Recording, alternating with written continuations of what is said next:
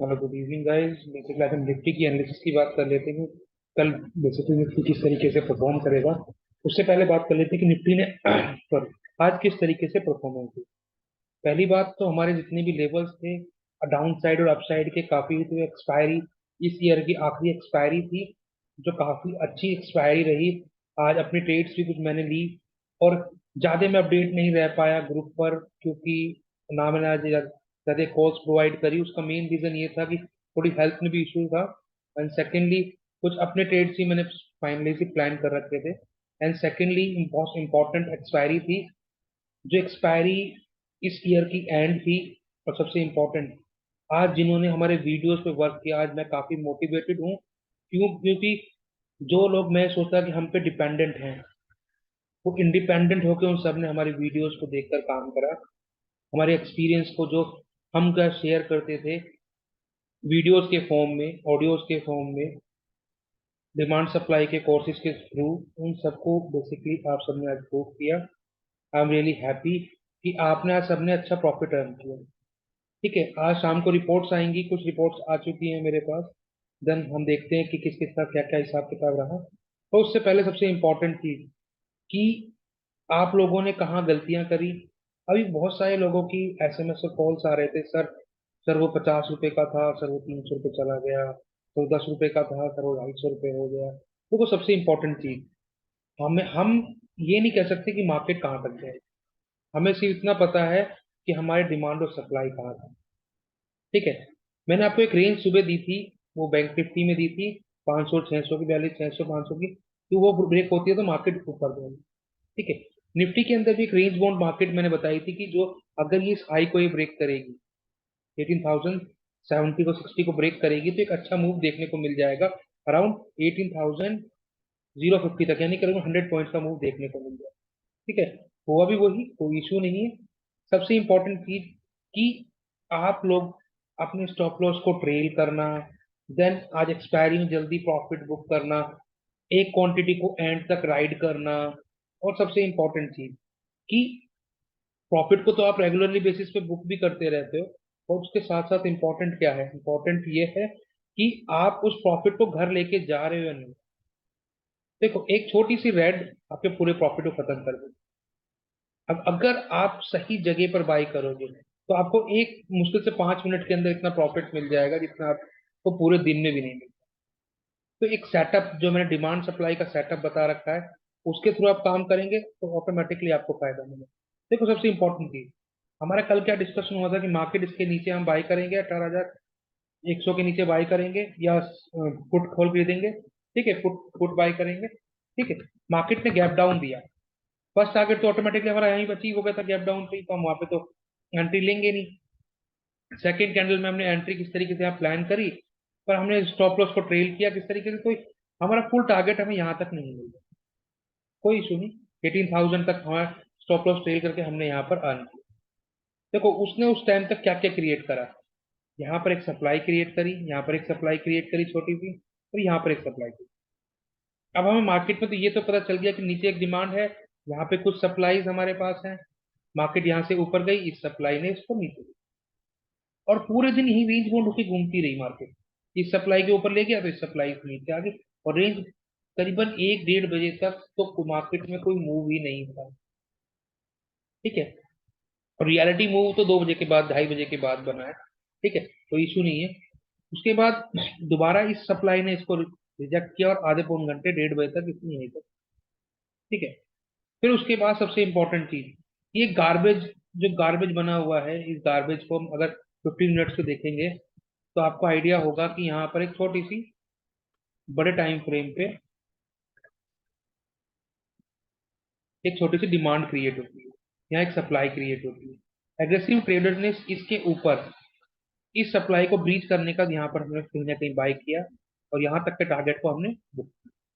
ठीक है, देन उसके बाद सेकंड टारगेट हमारा क्या था, ये था, ये भी हमने बुक किया। ठीक है, और मार्केट इसके ऊपर तो मैंने बताया था, कल भी बताया था कि अगर इसके ऊपर जाती 220 तक का टारगेट देगी, तो एक तरीके से हमारे नीचे के टारगेट नहीं मिल पाए, एक ही टारगेट मिल पाया, तो ऊपर के 2 3 टारगेट हमारे इजिली मिल गए। बट सबसे इंपॉर्टेंट चीज क्या है कि आपको डिमांड सप्लाई के थ्रू चलना था, स्टॉप लॉस को ट्रेल करना था। अगर देखो, किसी ने यहाँ से इसके बाद भी एंट्री ली है इस कैंडल के, कि भैया इसने इसके हाई को ब्रीच कर दिया, देन यहाँ पर हम एक एंट्री लेंगे। देन यहाँ पे भी अब मान लीजिए यहाँ तक, अब यहाँ तक प्रॉफिट अर्न करने के लिए इसने क्या करना था, जैसे ही ये यहाँ तक पहुंची तो अपने स्टॉप लॉस को यहाँ से ये अगर यहाँ एंट्री करी तो उठाकर कहाँ रखना था, इसके नियर बाई कहीं रखना था, ऊपर रखना था। और जब ये ऊपर गई, ये अचीव कर दिया इसने, तो इसको यहाँ रखना था। ठीक है, वो तो स्टॉप लॉस ट्रेल था, आप धीरे धीरे सीखोगे, 5 मिनट में आपको क्लियर पिक्चर दिखाई देगी कि यहाँ पर एक डिमांड बनी हुई है, ये एक डिमांड बनी हुई है। देखो, ये एक डिमांड बनी हुई है, ये एक डिमांड बनी हुई है, ये एक डिमांड बनी हुई है। ठीक है, ये कल के लिए इंपॉर्टेंट रोल प्ले करेगी। जो आखिरी में आज मार्केट गई है ऊपर, देखो एक साथ तो सारा मूव कोई कैप्चर नहीं कर पाता, कि बहुत सारे लोग कह रहे हैं कि सर 15 रुपए की चीज थी सर, वो 110 की होगी, 120 की होगी, 150 की होगी। मेरे पास एक मैसेज आया कि निफ्टी के अंदर 43,000 की कॉल मैंने 10 रुपए पे ली थी, और सर मैंने वो 50 रुपए में निकाली, और सर वो 250 रुपए में। मुझे बड़ा दुख हुआ। देखो, दुख होने की कोई जरूरत नहीं है। आप पूरा मूव तो कैप्चर नहीं कर सकते। आप किसी को नहीं पता होता कि मार्केट कहाँ तक है। उसका एक ही तरीका है, आप स्टॉप लॉस ट्रेल करके उसको धीरे धीरे करना सीखे, वो आप सीख जाएंगे। ठीक है, अब बात करते हैं कल हम किस तरीके से ट्रेड करें। आज की तो हमने ट्रेड किस तरीके से अपनी फाइनलाइज कर ली। ठीक है, अब मेन मेन मेन मुद्दा है कि कल हम किस तरीके से ट्रेड करें। उसके लिए मैं चार्ट को ना 15 मिनट पे एक बार डाल देता हूँ आपको। एक चीज दिखाता हूँ, ये सबसे इंपॉर्टेंट चीज। देखो, कहीं पर भी मार्केट अपने आप को बियरिश नहीं बुलिश बता रही है, बट हम अगर हम अपनी कॉल्स को प्लान करेंगे तो वो किस तरीके से करेंगे, उसके लिए एक रेंज जानना बहुत इंपॉर्टेंट है। वो रेंज तो क्या है, वो रेंज है जो आज का हाई है और नीचे की डिमांड। जैसे कि हम मान लेते हैं ये इसकी क्लोजिंग।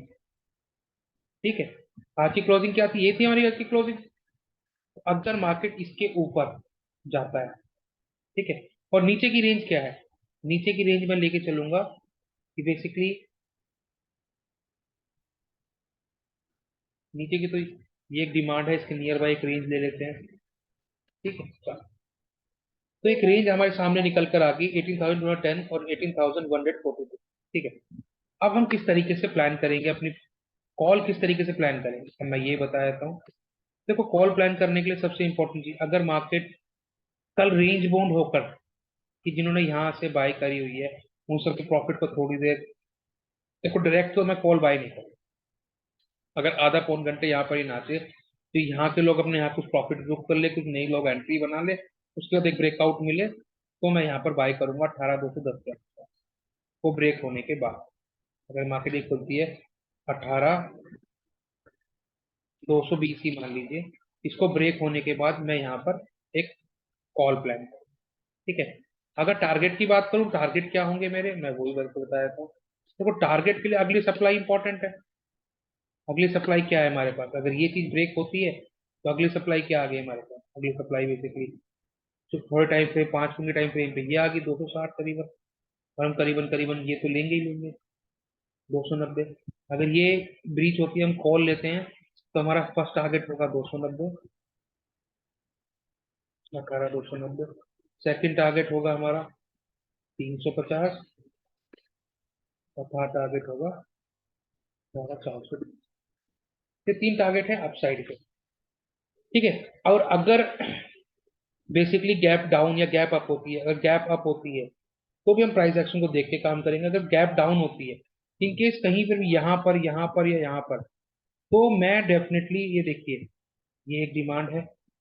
अब आप ध्यान से देखिएगा, ये एक डिमांड है, ये एक डिमांड है, ये एक डिमांड है। अगर मार्केट कल इन डिमांड्स के बीच में कहीं पर भी ओपन होती है और पहली ग्रीन कैंडल बनती है, तो मैं बेसिकली क्या लूंगा, मैं यहाँ पर कॉल लूंगा। वहां पर मार्केट अगर 18,140 खुले, ठीक है, या 18,100 खुले, तो अब मैं मार्केट को देखूंगा कि मार्केट यहाँ पर क्या कर रही है।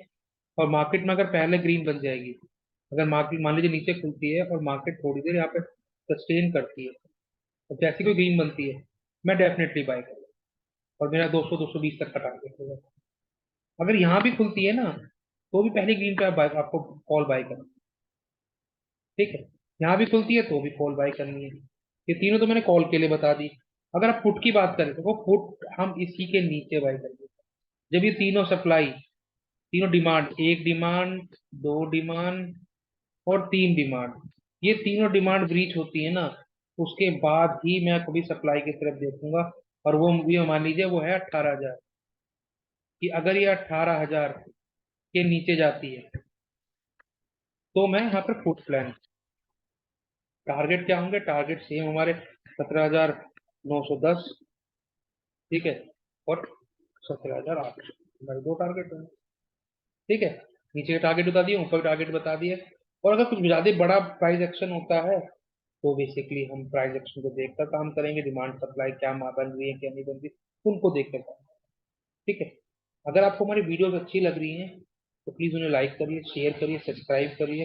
हमारा टेलीग्राम चैनल, इसका लिंक डिस्क्रिप्शन में है, उसे भी जाकर आप ज्वाइन कर सकते हैं। और कोई क्वेरीज है तो आप कमेंट सेक्शन में।